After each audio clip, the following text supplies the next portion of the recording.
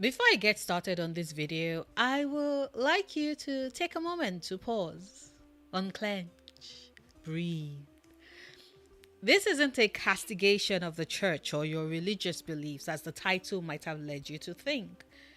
I am merely exploring something that was subtly or overtly hinted at, depending on your perspective, within the film itself. Which I know says a lot, considering the fact that black folks are very intertwined with Christianity and the black church. It is something that is almost generational in how we cling to it. However, this video isn't a piece meant to denigrate anyone's beliefs. Instead, its focus is on the film's sinners itself. Because I think that from the start of the movie to its powerful conclusion, a message that Ryan Coogler most likely wanted to pass on in this film, one of its messages actually, because you know that Sinners is a movie with a ton of themes and messages worth sitting with and exploring. But one of the messages that the movie clearly tried to tell its audience is that the church isn't coming to save you. The only one who can save you is yourself. And we see this very clearly as it is explored through the character of Sammy Moore. Want to find out how arrive at this point? Well then, keep watching. And just in case it bears me stating it outright, there will be spoilers.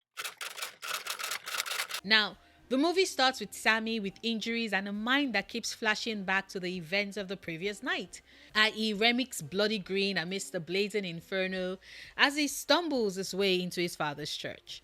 It is right in the middle of service and the rest of the congregation is stunned to see him, horrified in some of their responses, as they pull back at his very sorry, very frightening state. His father, however, reaches out, hand stretched out to him as he welcomes him, giving out an air of safety, whilst also asks him to put down the guitar. And whilst all of this is happening, we witness Sammy's jumbled thoughts as he keeps flashing back to the previous night and Remy. Now, whilst I was watching the movie, a part of me wondered why that was the shot that Ryan Coogler went with as his opening shot. Was it because Sammy was significant to the story? He is, by the way. But remember, when I went to see Sinners, the word on everyone's lips was Michael B. Jordan playing the twins, and Sammy was clearly not Smoke or Stack. So I was confused at the start on where he fit in. Of course, shortly afterwards, we get the introduction to his character, Sammy Moore, son of the preacher, cousin to Smoke and Stack, a budding musician and a lover of the blues. Something that puts him in conflict with his father and the church, as his father warns him that the blues is devil's music and the devil would come calling. And sure enough, the devil did come calling. Or did he?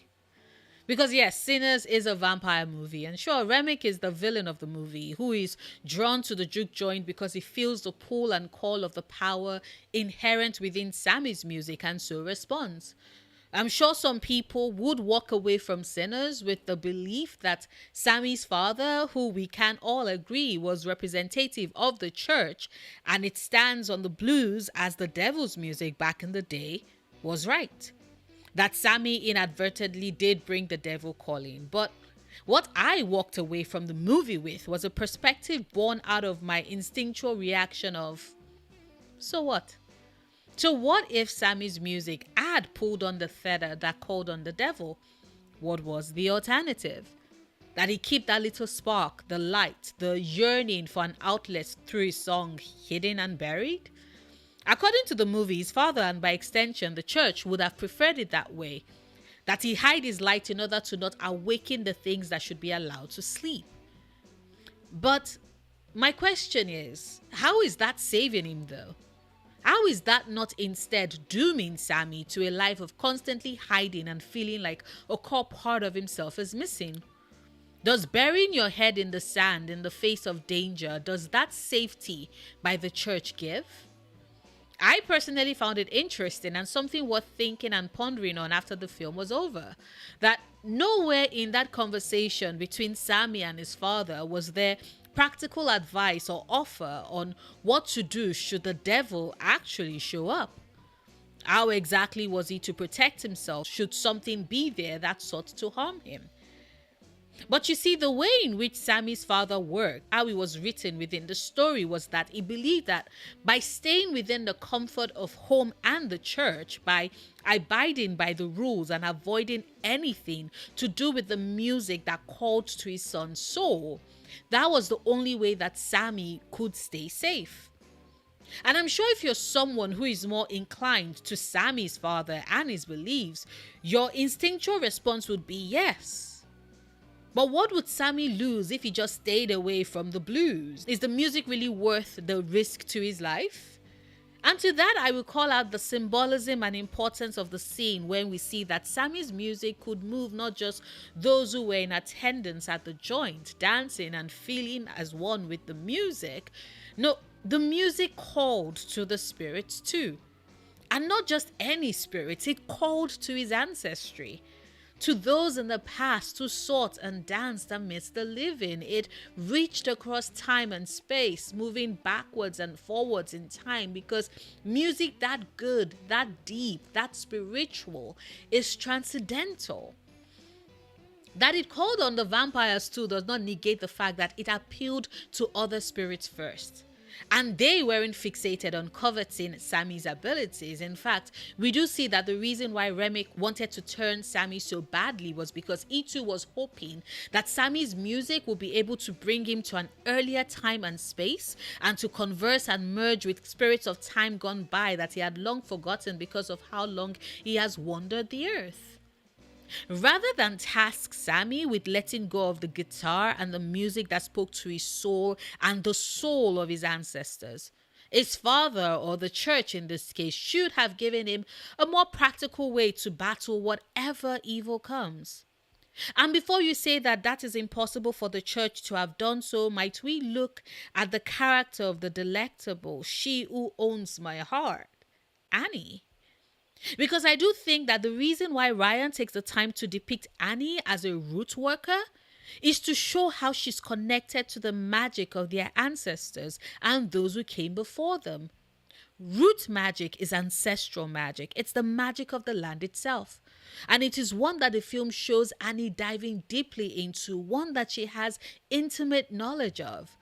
And it is this knowledge that she calls on when she recognizes what cornbread has turned into and what the ones waiting outside the bar are. I found it a great parallel that of the characters in the movie, only Annie and members of the Choctaw tribe are the only ones who recognize Remick and what he is. And these two factions are the ones whose workings are more connected to the land itself. Annie's knowledge of the vampires, who they are and how they operate, is what ensures that she's able to give everyone present that night the information they need to arm themselves. It is in arming themselves that two of them, Smoke and Sammy, are able to survive the night. And I don't know about you, but there is something about that scene that inherently spoke to the belief that the only one who can save you is yourself. But for that to happen, it always helps to have community who will stand by your side as you face the evil head on. And I know you might say that, well, the church is a community for Sammy that he runs back to after all, so that should count, right? But consider that his father and by extension the church are only extending that invite into the community on the basis that Sammy parts way with his music, that he lets go of something that is core to himself. It doesn't really speak to community or saving him when it comes with strings attached, does it? Plus, I found it a very conscious decision and choice to have the list of things that Annie notes as being able to repel vampires as they stock up be patently absent the crucifix, which has also been a core symbol for vampire hunting lore.